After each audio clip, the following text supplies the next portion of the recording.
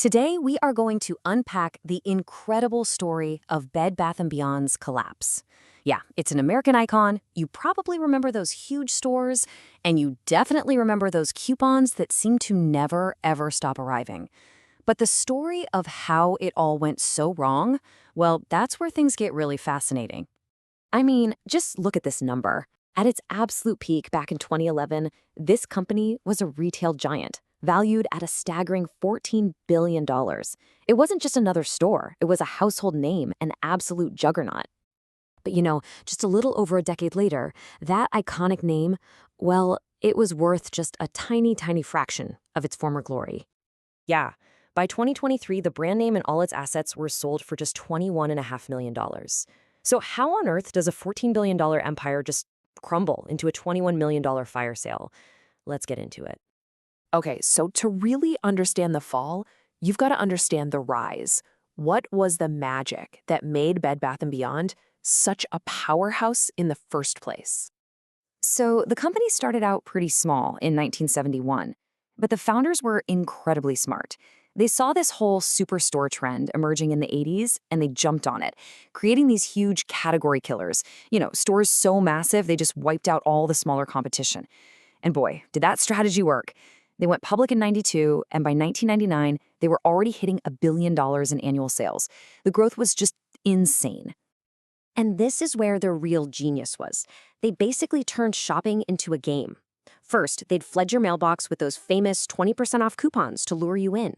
Then, once you were inside, the stores were this beautiful, organized chaos, just packed to the rafters with stuff. It felt like a treasure hunt, and you'd always leave with a cart full of things, feeling like you'd totally won. But of course, this incredible success story is where the cracks start to show. The world was changing fast, and Bed Bath & Beyond, well, they just weren't keeping up.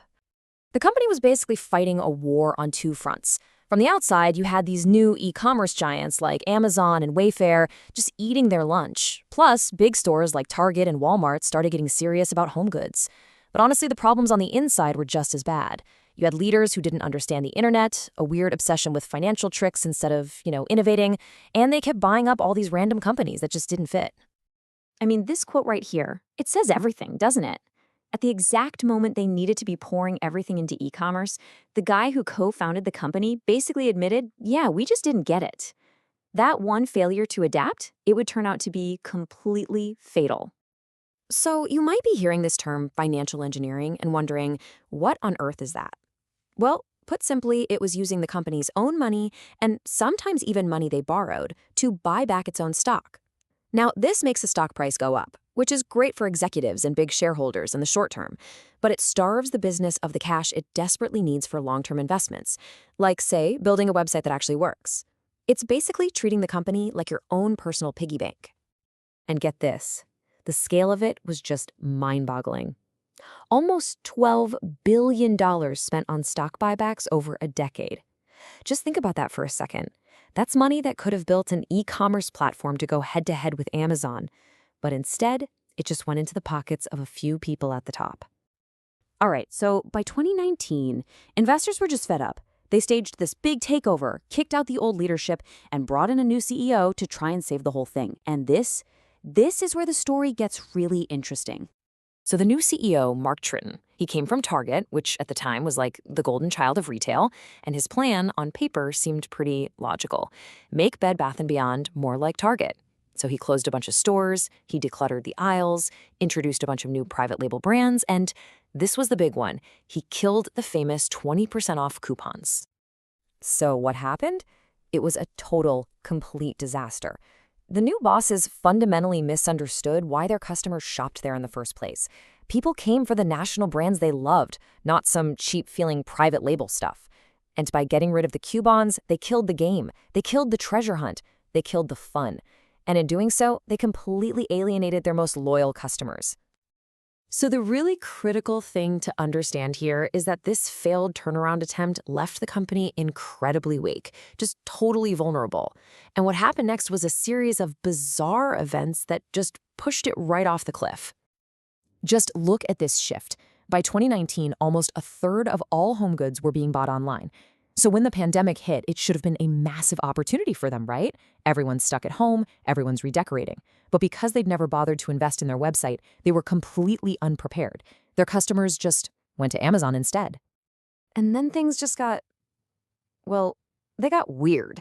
The whole meme stock saga happened. For a very brief, strange moment in 2022, a bunch of online investors piled in and sent the stock price soaring over 300%.